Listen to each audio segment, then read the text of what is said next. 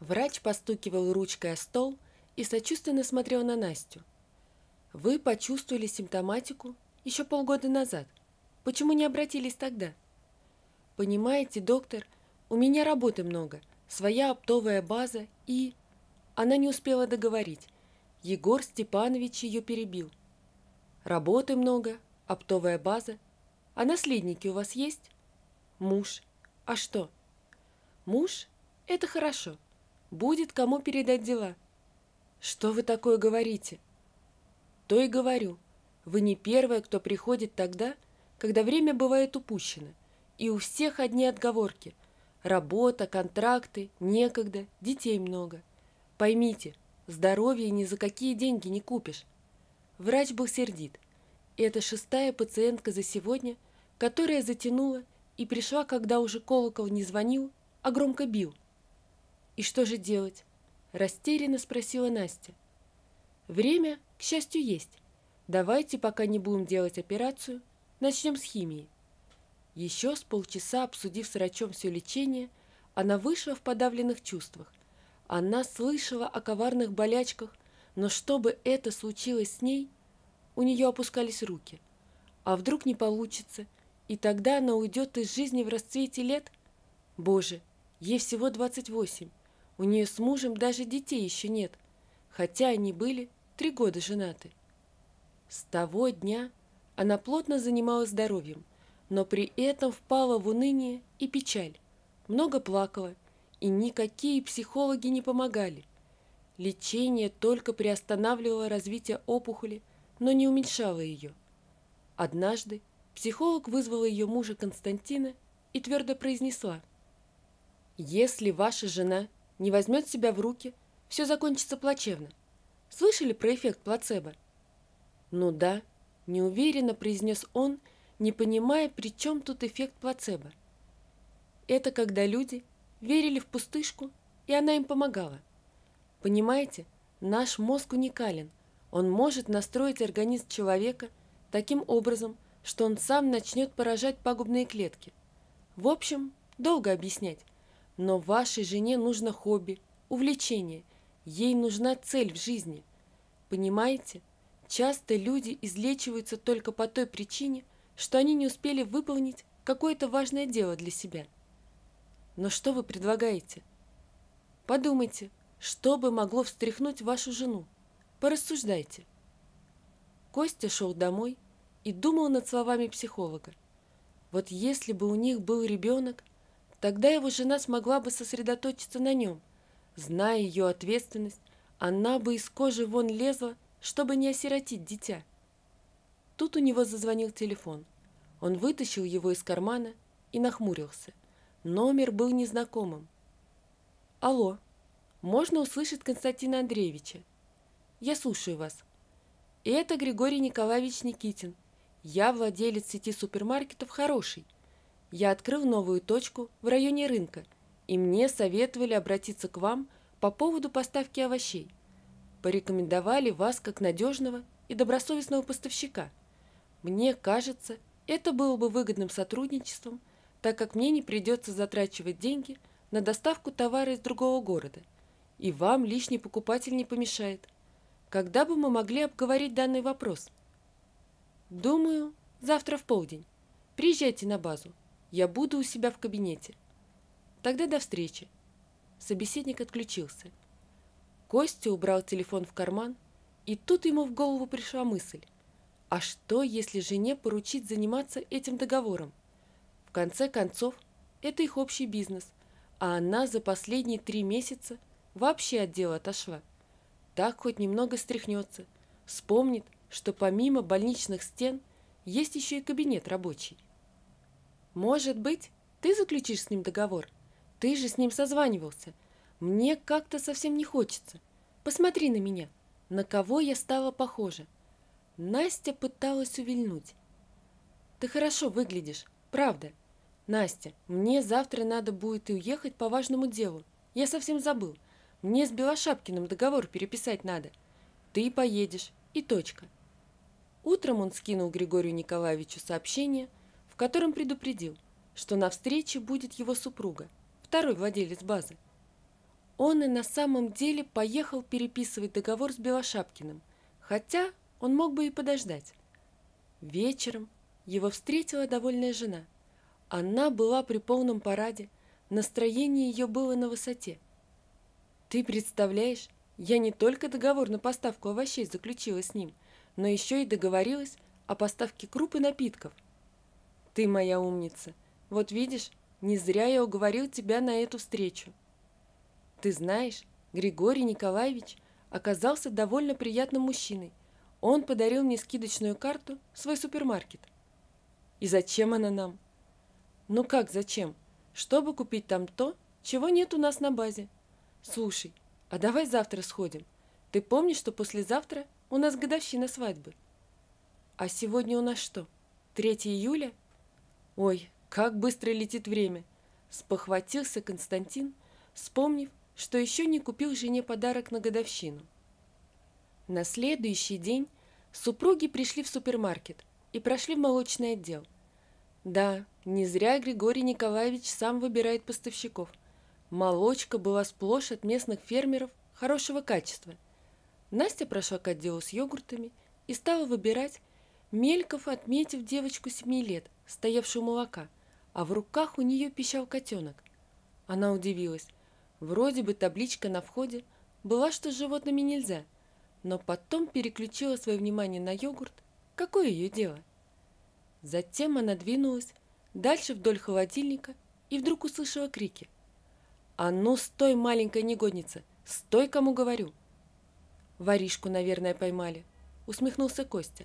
А Настя, выглянув, увидела, что охранник держит за капюшон ту самую девочку с котенком. Отдав мужу корзинку, она подошла к ним и спросила. «Простите, что происходит?» «Эта маленькая воровка украла пакет молока». «Дяденька, я Мурзику хотела его налить. Он голодный». «Вот и купила бы. Красть зачем?» «У меня нет денег», — размазывая слезы по грязным щекам, ответила девочка. Настя обратила внимание, что девочка бедно одета, а куртку давно никто не стирал. «Отпустите ее, я оплачу это молоко». Охранник отпустил капюшон девочки, Настя шепнула ей, чтобы она подождала ее на крыльце, и направилась к мужу, который с интересом смотрел на эту сцену. Девочка, прижав котенка и пакет молока, вышла из магазина. «Давай мы ему еще корм в пакетике возьмем», — просто произнес он и подошел к стеллажу с кошачьими лакомствами. Настя благодарно посмотрела на мужа. Пробив товары на кассе, они вышли на улицу и увидели картину, которая заставила их обоих вздрогнуть. Котенок пил молоко из какой-то грязной посудины, а девочка пила его прямо из пачки. «Тетенька, спасибо!» — всхлипывая, глядя на нее, сказала она. «Не за что. Как тебя зовут?» Настя присела рядом на корточках. «Кристина». «Кристина, возьми вот еще корм для своего котенка». «Он не мой, он ничей, бегает здесь голодный, у него, наверное, нет дома». «Забери его с собой». «Мамка не разрешит. Она, когда пьет, всегда ругается и дерется. Скажет, что еще один голодный род домой принесла. Ой, мне идти надо, а то она снова ругаться начнет. Мурзик, я завтра приду». Обратилась она к котенку и побежала в проулок. «Зря вы так». Охранник вышел на улицу и усмехнулся, глядя на супругов. «О чем вы?» — нахмурился Костя. «Ее, по-хорошему, надо полиции сдать, а там пусть органы опеки ими занимаются». «Но она же еще маленькая. Как вы можете?» — влезла Настя. «Маленькая, да удаленькая. Я до того, как здесь супермаркет построили, на рынке сторожем 2 года отработал. Так эта девчонка тут все сладков тащила.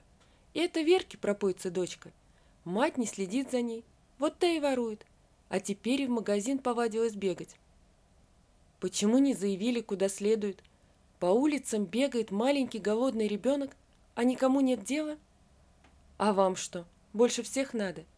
Откинув бычок, охранник вошел обратно в магазин. «Бедный ребенок, Никому нет до нее дела. Костя покачал головой.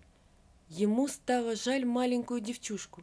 Не от хорошей жизни она ворует. Всю ночь он не спал и ворочался сбоку на бок, а поутру пришел опять в хороший и спросил охранника. Тот был дома, но напарник дал его номер телефона. Созвонившись с ним, он узнал, где живет Верка-пропойца, и направился по адресу. Она жила всего в квартале от рынка.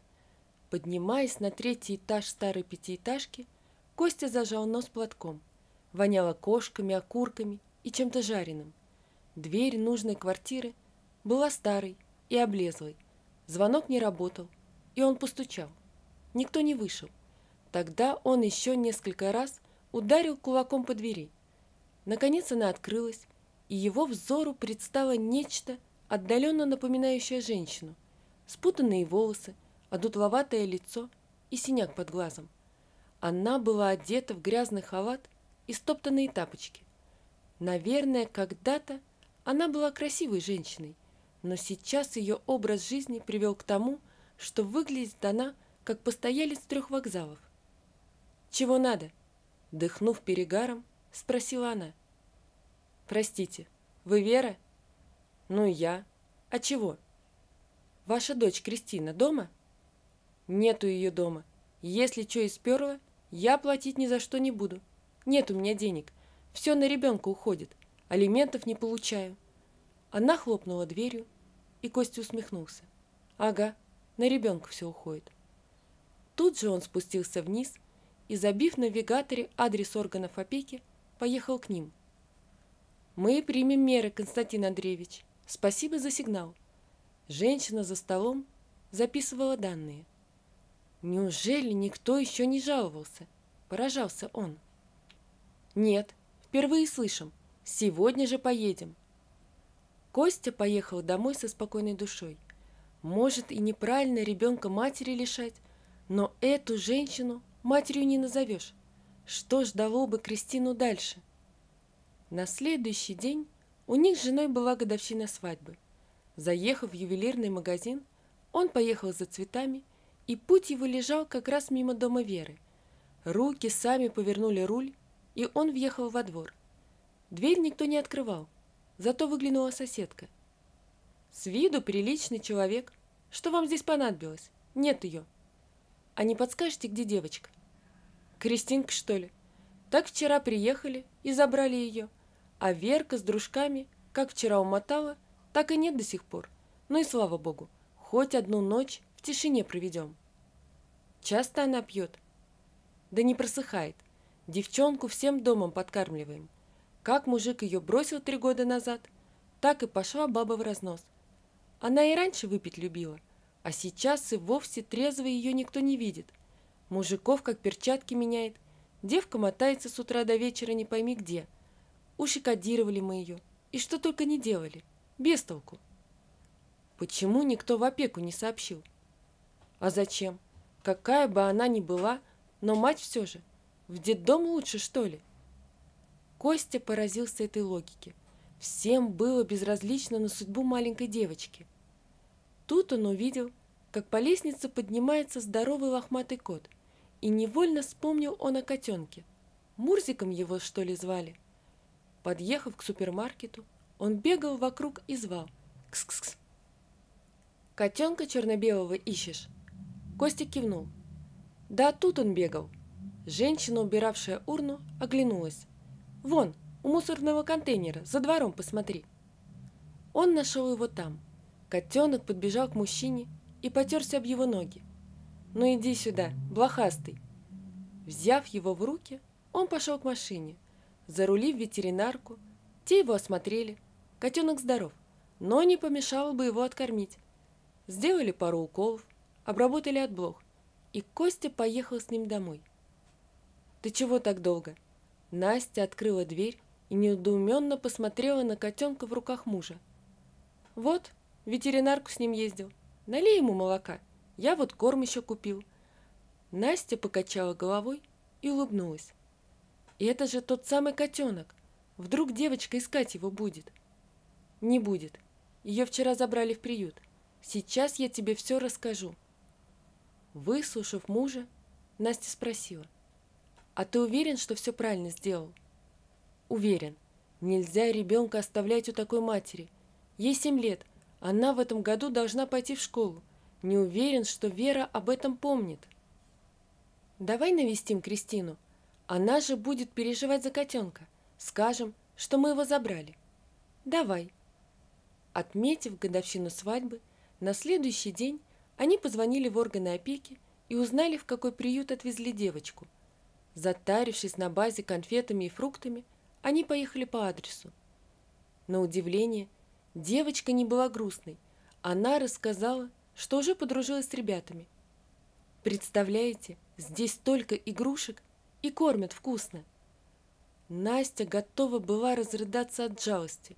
Как нужно было довести ребенка до такого состояния, что детский дом раем покажется? Они молча ехали домой, и каждый думал о своем. Войдя в квартиру, Костя прошел в комнату и задумался. «Ты думаешь о том же, о чем и я?» – тихо спросила его Настя. «Если ты думаешь, что нужно забрать девочку, то да, но, к сожалению, твоя болезнь». «Костя, я вот уже 3 дня думаю о Кристине, а не о болезни. Но врачи же говорят, что у меня есть все шансы, надо просто бороться». Наконец он услышал важные слова из ее уст. Об этом и говорил психолог. Ей нужен смысл. И с этим настроем они направились в опеку. «Вы бежите вперед паровоза», – нахмурилась тетка в органах опеки. «Ее мать еще не лишена родительских прав. Мы только готовим документы, и то суд может дать сперва ограничения. А если мы и соседи выступим свидетелями, да и охранник в магазине, да такие, как она, не исправляются, рано или поздно вновь на скользкую дорожку встают». Костя едва сдерживался. «Это вы мне говорите? Я таких мамаш повидала. Слушайте, начните собирать документы, а я займусь лишением. Девочка и правда славная, а вы, я вижу, порядочные люди». Через 3 месяца Веру лишили родительских прав. Костя смог уговорить охранника, соседей и еще нескольких человек выступить свидетелями. Сама виновница заседания на суд пришла с похмелья, что тоже повлияло на вердикт судьи – лишение. Настя собирала документы, но загвоздка стояла лишь в медсправке. Но и тут ее врачи удивили. Идет прогресс лечения, отмечается положительная динамика, ремиссия. «Послушайте, такими темпами мы будем видеться с вами раз в год на профосмотре», – улыбнулся врач. «Давайте еще одну химию, и все. Надо же». В начале ноября она сделала последнюю терапию, а в конце декабря ей выдали медзаключение, по которому она смогла претендовать на удочерение. «Костя, это просто какое-то чудо. Я даже не верю. Неужели я вылечилась?» «Я всегда в тебя верил, а ты смогла в себя поверить только тогда, когда поняла, что от тебя зависит жизнь маленького ребенка». В Новый год Костя и Настя привезли подарки в детский дом, в который перевели после суда Кристину. А на праздник, под бой курантов, Настя загадала желание, чтобы в ее доме зазвучал детский смех. Она не знала о том, что в ту же новогоднюю ночь, сидя у окна, маленькая 7-летняя Кристина загадала, чтобы у тети Насти и дяди Кости получилось ее забрать к себе. За несколько месяцев она привязалась к ним. Но были праздники, хоть супруги и держали все документы на руках, но девочку им могли отдать только в середине января. А 6 числа Костя приехал в детский дом вновь с подарками и попросил заведующую отдать им ребенка на выходные дни, чтобы привыкала. «Я думаю, несколько дней роли не сыграют, и ничего страшного я в этом не вижу. Забирайте, но 8 числа к вечеру привезите». Кристина сидела за столом, а рядом терся уже подросший и откормленный Мурзик. «А что это такое? Рождество?» «Это как и Новый год. В этот день тоже сбываются наши самые заветные желания», ответила ей Настя. В этот день тоже случаются чудеса. А мое новогоднее желание сбылось, улыбнулась девочка. И наши тоже, хором ответили супруги. После праздников Настя и Костя забрали девочку, удочерив ее и дав свою фамилию. Костя сперва боялся, что мать начнет ее искать, не упускал из вида ту женщину. Но Вере не было дела до дочери. Она все сильнее погружалась в синюю яму, и через 2 года ее не стало. Девочка вскоре перестала о ней вспоминать, потому что в новой семье ей было очень хорошо. А когда у нее появился маленький братик, она стала самой заботливой и внимательной сестренкой. Вот такая история, друзья. Напишите, пожалуйста, что вы думаете об этой истории. Не забудьте подписаться на канал и поставить лайк. Всего вам доброго. До свидания.